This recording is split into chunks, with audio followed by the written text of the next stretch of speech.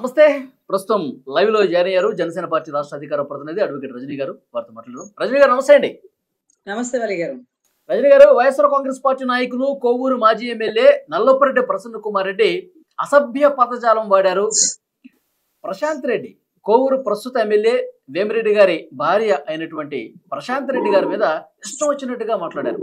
అసలు వేమిరెడ్డి, నువ్వు ఎందుకయ్యా ఈమెను పెళ్లి చేసుకుంది? నీకు కావాలంటే ఒక కన్నెపిల్లనిచ్చి నేను పెళ్లి చేసేవాడిని కదా, పోయి ఈ బోరుబావిలో ఎందుకు పడ్డావయ్యా అని చెప్పి ఇంత దారుణమైనటువంటి పదజాలాన్ని మాట్లాడి మహిళను కూడా చూడకుండా, మహిళా ఎమ్మెల్యేను కూడా లేకుండా తీవ్రంగా దూషించినటువంటి పరిస్థితి. నిన్న మీరు అందరూ చూసుంటారు మేడం. రోడ్ల మీదకి వచ్చి మహిళలందరూ నిరసన తెలియజేశారు. ప్రసన్న కుమార్ రెడ్డిని అరెస్ట్ చేయాలంటూ పెద్ద ఎత్తున డిమాండ్ కూడా చేశారు. కడుపు మండినటువంటి తెలుగుదేశం కార్యకర్తలు వేమిరెడ్డి అనుచరులు వాళ్ళ ఇంటికెళ్ళి, ప్రసన్న కుమార్ రెడ్డి ఇంటికి వెళ్ళి అక్కడ ఫర్నిచర్ ఇల్లు మొత్తం కూడా ధ్వంసం చేసిన విజువల్స్ మీరు కూడా చూసుంటారు. ఆ వ్యాఖ్యల్ని, ఎందుకంటే వైఎస్ఆర్ కాంగ్రెస్ పార్టీ నాయకులు మహిళల కేంద్రంగా ఇష్టారీతిని మాట్లాడుతూ రాజకీయం చేస్తున్నారు మేడం, ఎలా చూస్తారు? వలి గారు, ముఖ్యంగా నేను జగన్ గారు ఏం మాట్లాడినా దాన్ని చాలా లోతుకి ఆలోచిస్తానండి. ఎందుకంటే జగన్ గారి తాలూకా ఎవరు మాట్లాడినా స్క్రిప్ట్ లేనిదే, తాడేపల్లి నుంచి స్క్రిప్ట్ లేనిదే అంత ధైర్యం చేయరు ఎవరు. 70 సంవత్సరాల రాజకీయ ప్రస్థానంలో కొమ్మినేని గారు ఎప్పుడు అలా స్లిప్ అవ్వాలి, వాస్తవానికి ఎప్పుడు అలా స్లిప్ అవ్వాలి. కానీ మొన్నెందుకు స్లిప్ అయ్యారు? ఎంత ధైర్యంగా పక్కపక్క నవ్వారు. రే తప్పు సార్, మనం ఎక్కడ కూర్చున్నామో కూర్చున్న కొమ్మ నరుక్కోకూడదు సార్, మనం ఆంధ్ర రాష్ట్రంలో ఉన్నాం, ఆంధ్ర రాష్ట్ర రాజధాని గురించి, అమరావతి గురించి మీరు అలా మాట్లాడడం కరెక్ట్ కాదు సార్, నేను స్ట్రిక్ట్ గా మిమ్మల్ని ఖండిస్తున్నాను సార్ అని అనవలసినటువంటి వ్యక్తి ఎందుకు అనలేదు? ఇంకా కూడా భారతి గారికి క్షమాపణ చెప్పుకుంటున్నాడే కానీ రాజధాని రైతులకి క్షమాపణ చెప్పని పరిస్థితి.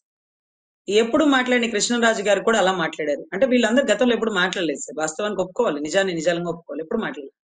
కానీ ఇప్పుడు ఎందుకు అలా మాట్లాడుతున్నారు అంటే స్క్రిప్ట్. మీరు ఇలా మాట్లాడండి, మీడియా మొత్తం అలా వెళ్ళిపోతుంది. మీరు ఇలా మాట్లాడండి, మీడియా మొత్తం ఇలా వెళ్ళిపోతుంది. మీరు ఇటు తిప్పితే ఇటు. అంటే మీడియాకు స్టాండ్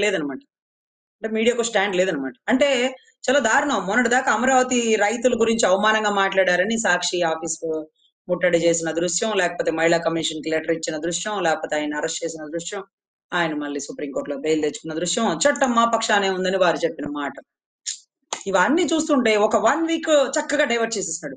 మళ్ళీ మీకు తెలుసో లేదో, చెవిరెడ్డి చాలా వాంగ్మూలాలు ఇచ్చేసినాడు లిక్కర్ స్కామ్ లో.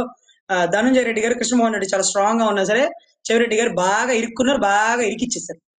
అవన్నీ ఎక్కడ బయటకు వస్తాయా అని మళ్ళీ ఏం తెస్తారా తెర మీదకి? ఇవాళ లిక్కర్ గురించి మాట్లాడుకోవాలి సార్. ఇవాళ చెవిరెడ్డి గారిది రెండో రోజు ఇంట్రాగేషన్ జరిగింది, పోలీస్ కస్టడీ తీసుకున్నారని నేను మాట్లాడదాం అంటే, లేదు మేడం గారు ఇంపార్టెంట్ టాపిక్ ఒకటి ఉందండి. ఏం టాపిక్ సార్ అంటే, మేడం గారు వేమిరెడ్డి గారి భార్య ప్రశాంత్ రెడ్డి గారిని ఏం మాట్లాడారు తెలుసా అండి? ఏం మాట్లాడారు సార్? వీడియో కూడా బాబు, వీడియో ఎప్పుడు మాట్లాడలేదు పాపం. కొవ్వూరు ఎమ్మెల్యే గారు, కోవూరు ఎమ్మెల్యే గారు, ఆయన గారు కూడా ఎందుకు అలా స్లిప్ అయ్యారు అర్థం కావట్లేదు.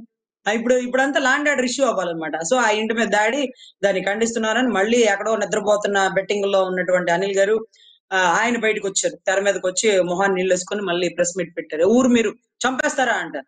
బాబు చంపేసే వాళ్ళం మాకు ఎందుకంటే బాబు, గొడవలు పెట్టి నరికేసి ఏట్లు ఇంతవరకు తగల, మా మీరే నరకతా ఉంటామంటారు కదా.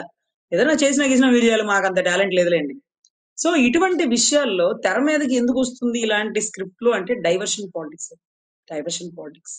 సో 100 కోట్లకే ఢిల్లీ అల్లకల్లోలం అయిపోతే ఇక్కడ సరే పోనీ లేదు సార్, అది వదిలేద్దాం, వీటికి అలవాటైన విద్య, దీని గురించే మనం మాట్లాడుకోవాలన్నారు కాబట్టి మీకు చెప్తున్నాను. వేమిరెడ్డి గారి భార్య మొట్టమొదటిసారిగా రాజకీయంలోకి వచ్చింది కూటమి. మీరు ఈవిడే కాదు సార్, అన్ని చోట్ల కొత్త వ్యక్తులైన ఎమ్మెల్యేని ఎందుకు గెలిపించారో తెలుసా సార్? వారెవరో కూడా మాకు తెలియదు సార్, వారి గతంలో ఏం సేవ చేశారో కూడా మాకు తెలియదు సార్. కానీ కూటమి మీద ఉండే నమ్మకంతో, కూటమి నించోబెట్టినటువంటి అభ్యర్థుల మీద ఉండేటటువంటి నమ్మకంతో ఒంటెద్దు పోకడగా ఏ మాత్రం ఆలోచించకుండా బుద్ధి పడేసిన ఓట్లు సార్ కొవ్వూరు ఏరియా అలాంటి ఓట్లు సార్. ఆయన్ని ఓడించినారన్న, ఆయన ఓడించినారు తీసే, గెలిపించిన ఆవిడ ప్రశాంతి రెడ్డి కాదు, భాస్కర్ రెడ్డి గారు ఎవరైతే ఉన్నారో వారి భార్యనో వారి తల్లినో కూటమి అభ్యర్థిగా పంపించమనండి, వారినైనా గెలిపిస్తారు కొవ్వూరు ప్రజలు. ఎందుకంటే ప్రజల వ్యతిరేకత అనేది ఆ దృష్టిలో ఉంది వైసీపీ ప్రభుత్వం మీద.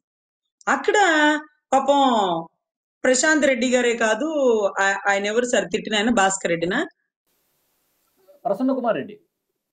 ప్రసన్న కుమార్ రెడ్డి ఆయన పేరు కూడా మర్చిపోతున్నాం సార్. ఎందుకంటే అలా జనాల్లో మర్చిపోతున్నామనే ఆయన ఏదో ఒక రకంగా బయటకు వస్తున్నారు. నేనున్నాను ఇంకా గుర్తించండి నన్ను, అందరు అటువైపే తిరుగుతున్నారని పాపం ప్రసన్న కుమార్ రెడ్డి గారు జనాల్లోకి వచ్చి ఆయన పేరు ఇప్పుడు చర్చనీయాంశం అయిపోవాలి. కొవ్వూరు ఎమ్మెల్యే చూసావరా, వాడి గట్స్ చూసావరా, వాడు అన్న మాట మీద స్టిక్ ఆన్ అయి ఉన్నాడు, దేనికైనా సిద్ధమైనాడు. దేనికి సిద్ధమైనావప్ప? నిన్నే కదా వాళ్ళు బయటకు వచ్చింది. పోసాని కృష్ణమురళి గారు పాపం కాలు చేయి కదులుకుంటా వచ్చినారు కదా. వల్లభనేని వంశీ గారు అయితే అసలు గడ్డం తెల్లదైపోయి అజిత్ స్టైల్లో ఉండి అసలు దగ్గు జలుబు పాపం 75 ఏళ్ల వ్యక్తి ఒక సింహం జులు విప్పుకొని వచ్చినట్టు బయటకు వచ్చి ప్రెస్ మీట్ ఇచ్చి మాట్లాడితే ఈయన మాత్రం సైగలు చేసుకుంటా లోపలికి వెళ్ళిపోయి కూర్చున్నారు సార్. ఇదేంటా అసలు, ఏంటి మీడియా ముందు మాట్లాడలేదంటే వాయిస్ లేదట. బోరుగడ్డ అనిల్ గారు అయితే ఒకేసారి 10-15 కేజీలు తగ్గేశారు. కలర్స్ వల్ల కూడా కాదు సార్ తగ్గించడం, కలర్స్ పెద్ద కంపెనీల వాళ్ళు కూడా కాదు 10-15-20 కేజీలు తగ్గించడం. వీళ్ళు మాత్రం చూసారు ఎలా తగ్గిపోయారు. పాపం ఆయన అయితే అసలు అంబటి రాంబాబు గారిని ఓదార్చమని ఆయన గట్టిగా వాటేసుకున్న దృశ్యాలు. ఇన్ని జరుగుతున్నా మళ్ళీ మేము కూడా లోపలికి వెళ్తాం, మా పెర్ఫార్మెన్స్ కనుక మీకు నచ్చినట్టుంటే SMS రిక్వెస్ట్ పెట్టండి అన్నట్టుగా ఒకరిని మించి ఒకరు. ఆ గోరంట్ల మాధవ్ గారికి తెలుసు నేను ఒక డిపార్ట్మెంట్ బాధాకరంగా దూషించినటువంటి అనుభవాలు ఉండే ప్రజలందరూ పక్కన పెట్టారు ఆ పార్టీని. ఇంకా వాళ్ళు దీన్ని వీడట్లేదు మేడం. మహిళల్ని కేంద్రంగానే రాజకీయం చేస్తున్నారు, మహిళల్ని చాలా అసభ్యంగా దూషిస్తున్నట్టు పరిస్థితి. మొన్న మీరు ఇంతకుముందు అన్నట్టు రాజధాని మహిళల్ని అదొక వేశ్యల రాజధాని అనడం మనం చూసాం. ఇప్పుడు మళ్ళీ ప్రసన్న కుమార్ రెడ్డి కూడా ప్రశాంత్ రెడ్డి గారిని పెళ్లి కాకముందు ఎన్నో PhDలు చేసింది, దేశం మొత్తం ఢిల్లీలో గుజరాత్లో ఉమ్మడి రాష్ట్రంలో ఈ PhDలన్నీ పాపం వేమిరెడ్డికి తెలియదేమో, ఎట్లా మాట్లాడాడు. ఈ దూషణలు పార్టీకి డ్యామేజ్ చేస్తున్నాయి, దీన్ని కంట్రోల్ చేయాలని జగన్మోహన్ రెడ్డి గారికి ఎందుకు ఉండట్లా? సార్, ఒక మహిళ గురించి ఆరోపణ చేశాడు ప్రసన్న కుమార్ రెడ్డి గారు, వారి కులస్తులు. ఆ అమ్మాయి వారికి సోదరి వయసు అవుతుంది, అంటే స్వయాన సోదరి లాంటి వ్యక్తి. చుట్టరికం కూడా ఉందంటలేండి. అన్ని ఏరియాల్లో PhDలు చేస్తుంటే అన్న స్థానంలో ఉండి ఈయన PhD డిగ్రీని చేయమన్నాడా, లేకపోతే అన్న స్థానంలో ఉండి ఎందుకు ఖండించలేడా? అసలు ఆవిడ ఏం PhDలు చేసిందో ఈయనకేం తెలుసు? అసలు PhD అంటే ఏంటి? PhD అనే పదాన్ని నువ్వు వాడవచ్చా? పగలు రాత్రి కష్టపడి డాక్టరేట్ కోసం ఒక 5-6 సంవత్సరాలు 7 సంవత్సరాలు కష్టపడి కంటికి కళ్ళజోళ్ళు వచ్చి ఓపిక నశించి చేసేటటువంటి PhDని ఎంత జుగుత్సాకరమైన పదాలతో వాడుతున్నాడంటే ఒళ్ళు కొవ్వు పట్టి కొట్టుకుంది కొవ్వూరు మాజీ ఎమ్మెల్యే గారికి. ఒళ్ళు దగ్గర పెట్టుకొని మాట్లాడాలి. మీరు మాట్లాడుకోండి, మళ్ళీ చదువుతో ఎందుకు పోలుస్తారు? డాక్టరేట్ అంటే అంత తేలిగ్గా ఉందని బొడ్డుడికి వచ్చిద్దా? ఏం చదువుకున్నావప్ప? PhD అంటే తెలుసా నీకో? ఒక మహిళ గురించి అరే వాళ్ళ రోజా మాట్లాడింది సార్. రోజా గారు మాట్లాడిన మాటలైతే సుప్రీంకోర్టు చట్టాలే ఉన్నాయండి, ఆడవాళ్ళు ఎక్కడికైనా తిరిగొచ్చు, నువ్వెవరు అడిగడానికి, నా ఇష్టం వచ్చిన చోటికి పోతాను. నిజమే సుప్రీంకోర్టు చట్టం ఇచ్చింది సార్, ఎవరు ఎక్కడికైనా పోవచ్చు, ఎవరు ఏమైనా చేసా ఇచ్చాను. రోజా గారిని అడిగే అధికారం మనకు లేదు సార్. అసలు ఆ సెలవు మనకి ఎరుకోలేదు, ఇంకా చెప్పాలంటే ఊరికి లేదు సార్. సుప్రీంకోర్టు అటువంటి బలమైన చట్టాలు ఇచ్చింది మహిళలకి. ఎక్కడికైనా పోవచ్చు, నేను ఏ హోటల్లో ఉండొచ్చు, నేను ఎవరితో ఉంటే నీకెందుకురా, నువ్వెవరు అడగడానికి, చట్టం ఉందిరా అని మాట్లాడినటువంటి రోజారెడ్డి గారికి నమస్కారం.